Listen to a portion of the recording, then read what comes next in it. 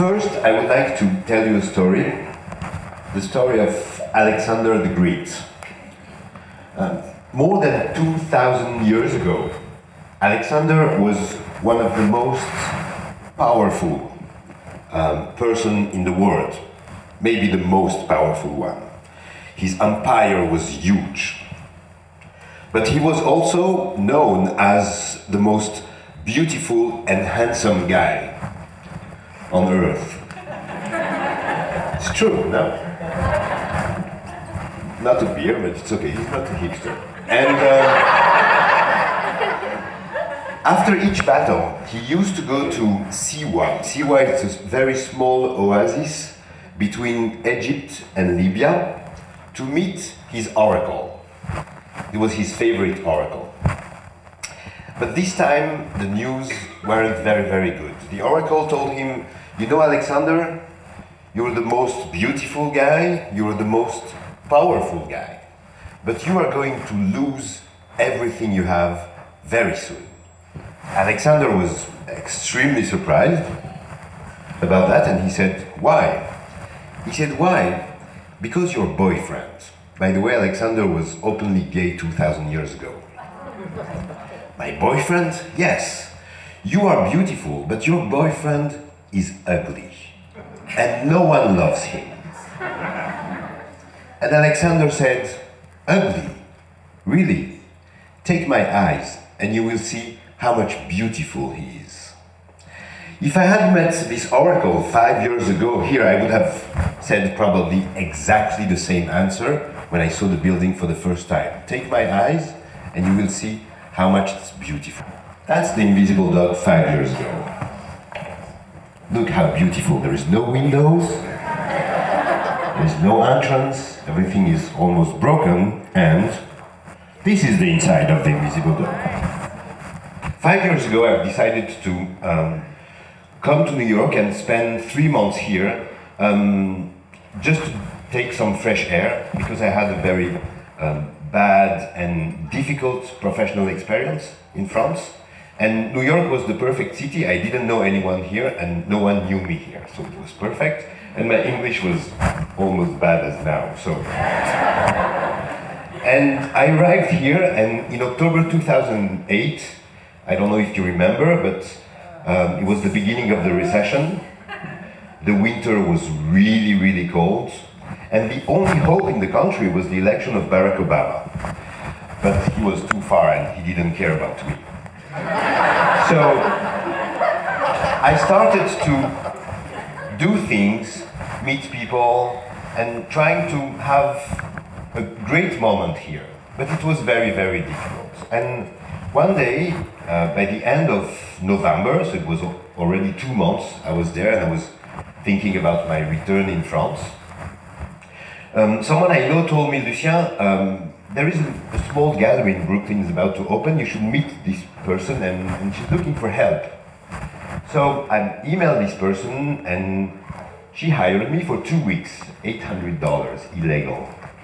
And she gave me an appointment on Bergen Street, 51 Bergen Street, in a very small gallery, 400 square feet, exactly at the entrance of this building here, but it was completely closed. But immediately I saw that there was 29,600 other square feet in the building, and it was absolutely beautiful. So I asked her, what's going on in this building? And she said nothing. You know, sometimes words are magical. This one was absolutely magical. So I said, do you think I can have a tour? She said, yes, you should meet the landlord. I don't know if he's here this morning. He said he was coming. But, so I met him, and I said, can you please give me a tour of the building? And he said, sure, Lucien, let's go. So we started to work in the building, and more I was working in the building and seeing these beautiful things like that, and even more beautiful. That's exactly where we are here. The building was full of history, because before being this space, it was a belt factory. If you look just there, this chandelier here is made with 10,000 belt buckle we found here in the building.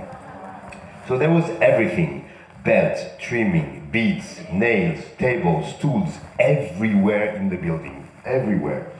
And while we were walking in the building, many times I heard invisible dog, invisible dog, invisible dog. I thought it was this kind of sentence, you know, this kind of metaphor to say something. So I asked him, what's the meaning of invisible dog? And he looked at me and he said, well, you don't know that? I said, no, I'm French. And he showed me this thing. And immediately I told him, if we do a project here, can we call it the invisible dog? And I think at that moment, in his mind, he said, probably yes. He asked me, what would you like to do? I had no idea, because I didn't come to New York to do something. It was just, I fell in love. And I told him,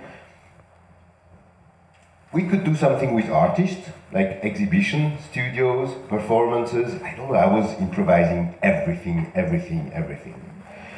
So we left, and he told me, well, give me a couple of weeks, send me a project, and I will be able to answer to you. I have to talk with my partners. And so I went back to France. I said to my French friend, you know, I've met an amazing building. I would like to create a space named the Invisible Dog. And everyone said, yeah, sure, Lucien.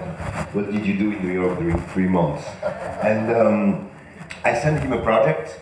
A friend of mine from Harvard told me, Lucien, you should send the Harvard business plan. It's very good, it's very simple to do, and you are dealing with people important, so you must be serious. And she sent me that, the document. The first page was fine, the second page was fine, the third page I was completely lost. Impossible to do everything. So I did a budget, expenses and incomes, and my friend said, you can't do that. I said, that's the best thing I can do. And I sent him that, and actually he liked it a lot, because he told me it took us 1 minute to understand what he wanted to do. So in April 2009, I was back here in New York City to create a space, but remember, it was full. That's the third floor. There was a car on the third floor.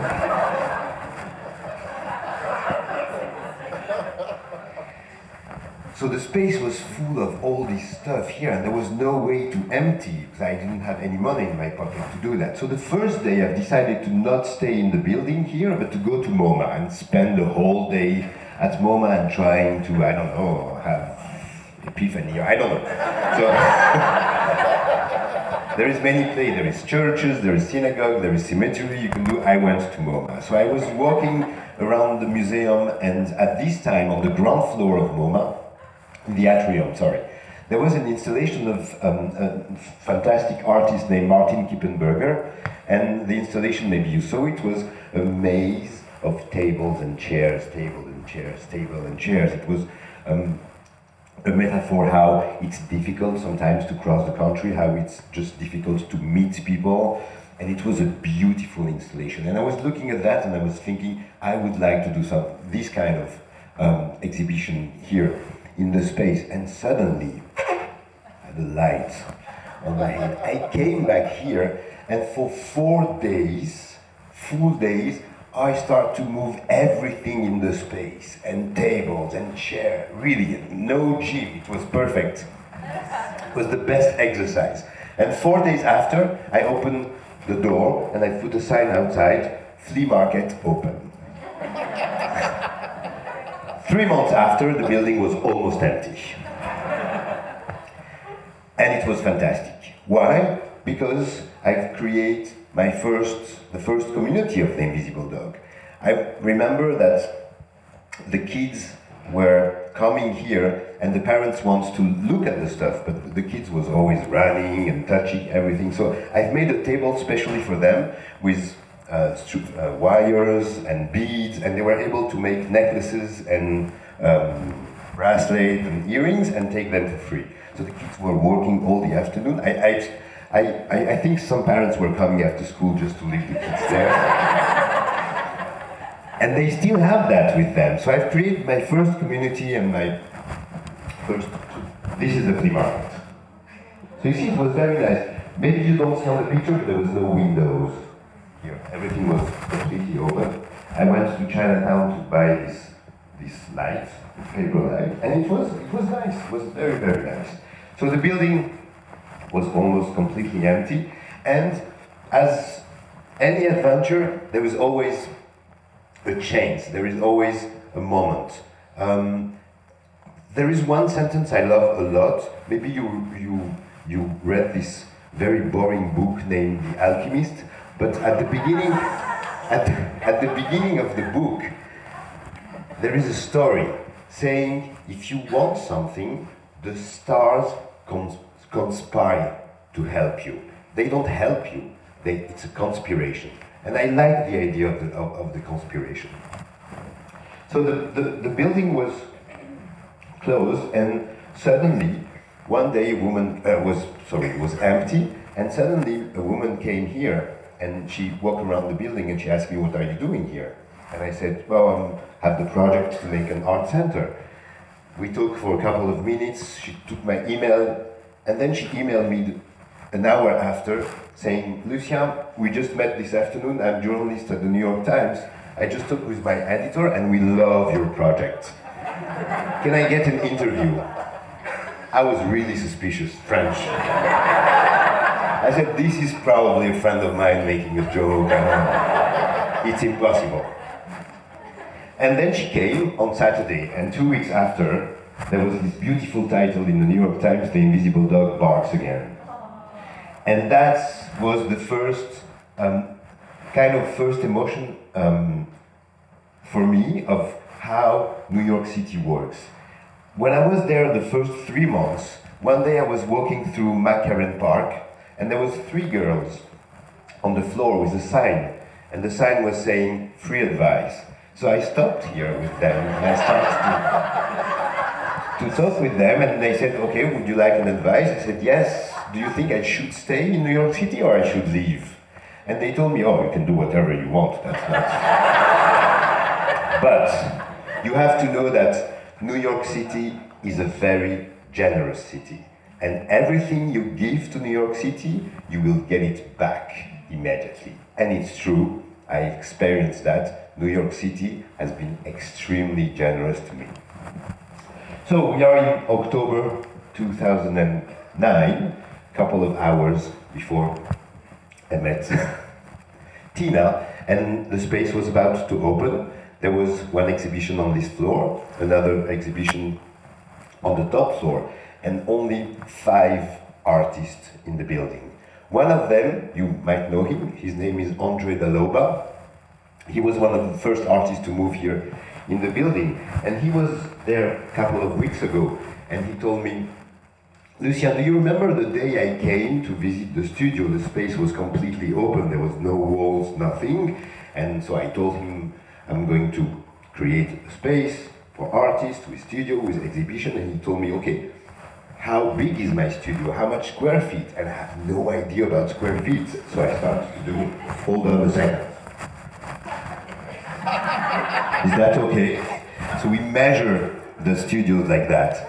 This story, why? Because sometimes it's good to be completely ignorant of rules, of how things... I didn't know anything about New York City, I didn't know anything about America, I didn't have even this American dream. I was just there, I have to do something, and I made choices because I had no choices. It wasn't any concept or any idea. So everything here has been built with the artist, with the audience, with the community, only on trust. You trust me, that's 10,000, that's 1,000 square feet, and it's good. So after that, we started to build, and building is extremely important for me. As you may know, I'm French, but my parents are Egyptian, and we built the pyramids. I don't know which side we built them. Probably the slaves, but still. And they are still up. So building is extremely important. I had to make some choices. Sometimes I had the choice between money and between trust. Sometimes people were coming here saying, I give you a lot of money to do that, but in the same time, there was another proposal without money, and I had to make this choice. And it was extremely important to make sure that we'll never betray anyone here. I like to say that Invisible Dog is kind of drama-free. You can talk with Risa, who is working with me for the last 3 years here. She's fantastic. And we never have drama. Why? Because there is no contract at the Invisible Dog. We never sign a contract with anyone. It's a word, and people trust us. We trust people. Sometimes they fail. Sometimes we fail because there is no choice. But in contract, everything is extremely constrained because people are reading the lines. When there is a word, when there is trust, you can do almost everything you want. It's a challenge. You can talk with people. We can grow with people. And that's the thing we want to do it here. Yesterday, one of our artists here, Oliver Jeffers, posted on Instagram a very nice sentence saying, "The world is not made with atoms, but stories," right? And that's exactly what's happening in the Invisible Dog. Stories. We have stories every day. And with that stories, we are building everything. And then we start to grow. Probably because Tina made me the king of Bergen Street. This is a crown. This is a crown, yes. Tina made me king of Bergen Street, and why she made me king of Bergen Street? Because I never leave the block. I live just next door here, and I spend my time here at home, and when I'm home, people are calling me and said, "Lucien, can you come please?" I said, "Sure, I'm here." And that's my life. When I meet some neighbors on the other side of Atlantic Avenue, they say, "Lucien, it's very dangerous, you should go back to Bergen. Don't stay here." I don't know how many minutes I said already. Keep going. Like, for life? Trust. Today we are a community of 35 artists in the building, working. I would like to talk about them because when I've created the building, it was the idea of how this building should work was extremely easy. There was 3 floors, and I put them in the middle. They are the heart of the Invisible Dog because we never see them. The door is always closed. Once a year, we make open studio, but the rest of the time they are in the middle, in between everything. And they really give the pulse of what's going on in this building. And the choice of the artist, for example, there is many artists, they are looking for a space. Fine, there is tons of space everywhere. In New York City, it's not difficult to find a space. Why we choose the artists here? Not only because we like or we love their work, that's not the main reason. Sometimes, very often we go against our taste also, because just to try to find new talents, but more why they want to come here, what's their project. We want to keep them here. Doesn't matter the time we spend with them. It can be a year, it can be 5, it can be less, but at least we want to have a full project with them and offer them a space where they feel secure, not too cold. Sorry, I know the heat doesn't work really well, but Your heat will work really well, Tina, you don't have to worry about that. It's a new one. But yeah, we can follow, and our relationship with the artist here is extremely simple because we are not a gallerist, so we don't have a commercial relationship with them. We are not their representative. We are not their public relation. We are just the people who open the door in the morning and receive their texts when they complain every day about everything. And that creates something extremely, extremely strong between us. Do you have a question?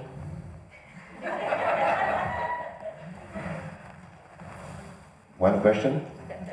Are the toilets working yet? Yeah. So yesterday, yeah, sorry for yesterday, but we had to install a beautiful thing.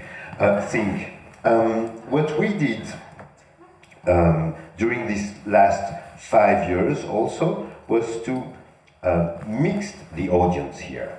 I didn't want to create a gallery or a theater or a dance space or wedding even space, but all of that.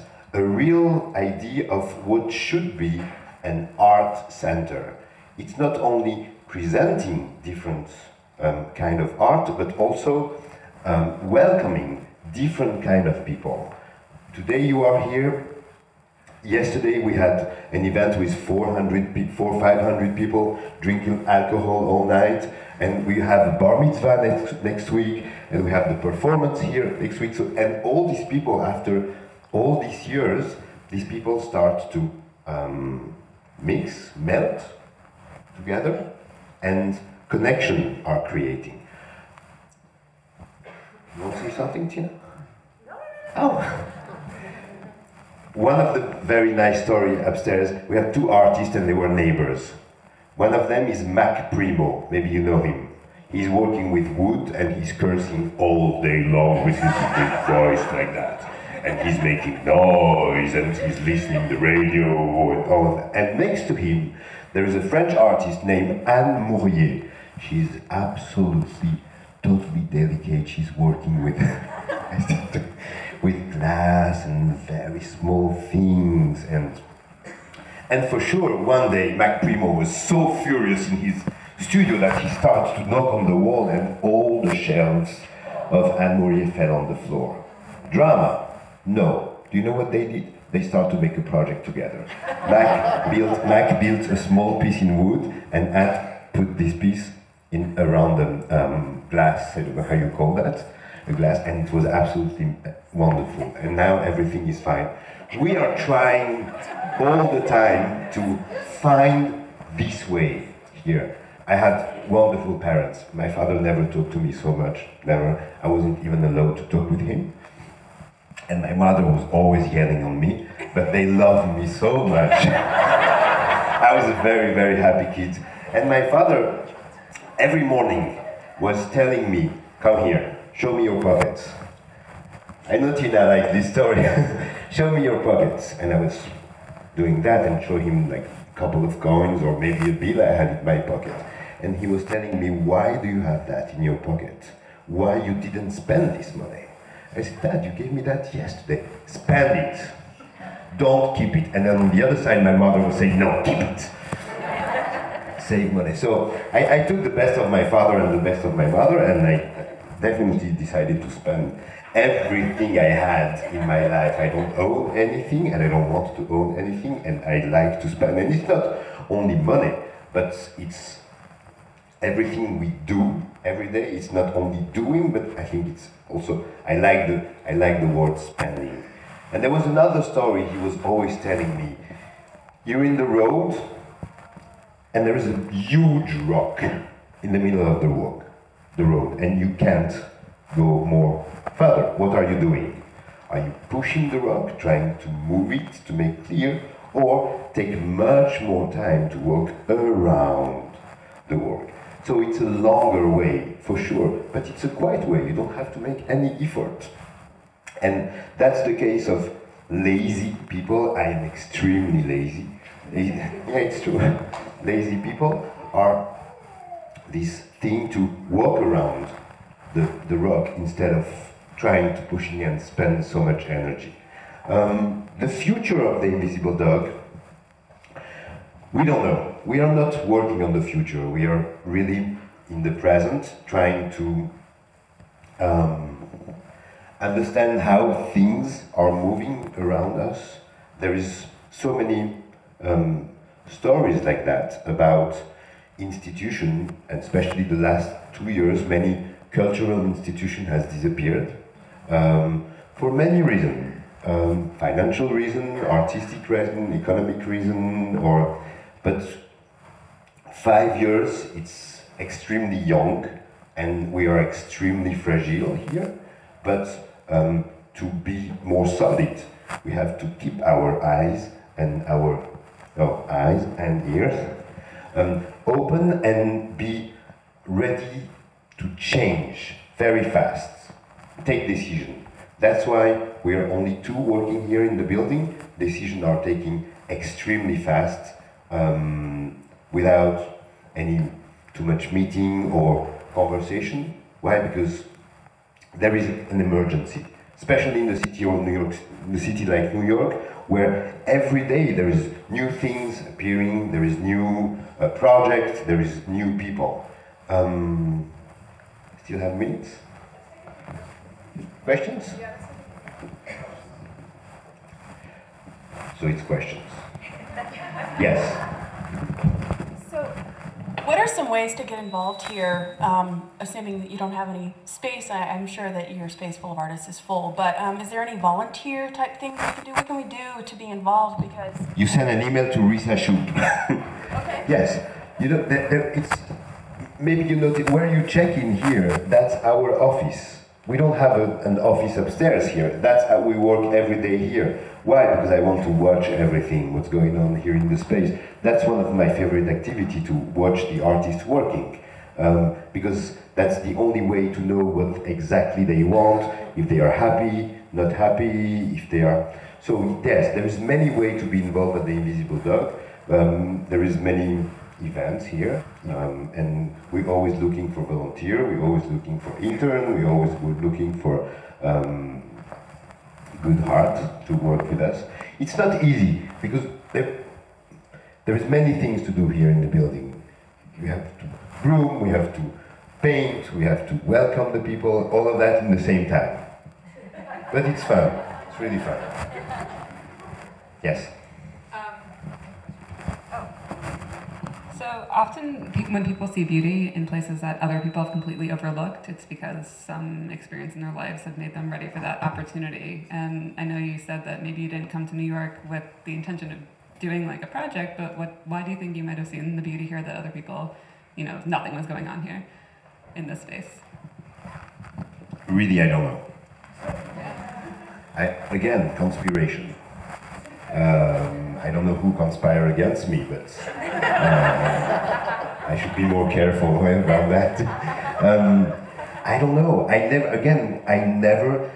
I used to work in very important and established theater and festival in France, and as you may know, France has a lot of money for art and culture. So when you work in a theater, for example, the National Theater in France, and you need to change a bulb in your office, you dial a number, and 5 minutes after there are 3 people coming to change the bulb for you and ask if everything is fine. It's a caricature. I'm doing a little bit caricature, but that's the truth. So I never dream about doing this thing and clean everything in the space. Oh, I forgot to show you our Tadleys. Tea that made for us. If you want some. Other questions? No? Did you ever think that it wouldn't work? No. Never. I never thought that. I never thought about the risk also. I was, and I still, I think I'm still is like a kid, you know, they don't have this conscience of the risk until they put their hand on the oven and it's very warm, but they are attracted. And I think I still have that in my mind. I'm not scary. Everything, I know everything can stop anytime here. It's New York City. The real estate is something important, but it can be a recession, it can be a storm, I don't know. It's a city in movement, and I'm not a salmon, I can't go against the movement, the river. So I have to go with the river, and it's over, I think. But I just want, because I never talk about in front of so many people about the invisible dog, and especially in English. So I apologize, my English is not very good, but I know I have a French accent and it's charming, but I would like to make you a gift. If you follow me on Instagram, do you know that my only artistic skill is to make shoesies? So shoesies is a picture of my sneaker. Sometimes alone, sometimes with other people. My most recent was with Martha Stewart. I'm kind of proud about that. And people are always asking me, but Lucien, what's your secret to keep sneakers so white all the time? Because that's the thing, they are always clean. I have one secret, and I offer you this secret tonight. Laundry! Thank you.